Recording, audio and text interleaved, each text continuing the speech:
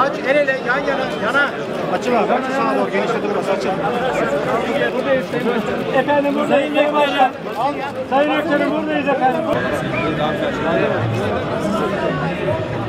Ülkemize kasteden düşmanların her zaman hatırladıkça yüreklerini hoplatacak olan bu birlik ve beraberlik ve içimize taşıdığımız sevgidir.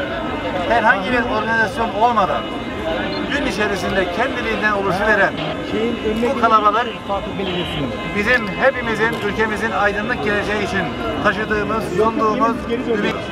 Bu vesileyle bu güzel günde hepinizi kutluyorum. Buraya katıldığınız için şahsım ve buradaki diğer arkadaşlarımız adına teşekkür ediyorum. Ve bu birlik ve beraberliğin hiç ivme düşürmeden, herhangi bir sekteye uğramadan aynı heyecanla devam etmesi en temel arzumuz ve beklentimizdir. Biz ülkemize sahip çıktıkça düşmanlara ancak saklanacak, gizlenecek varsa fırsatları bu yol kalacaktır.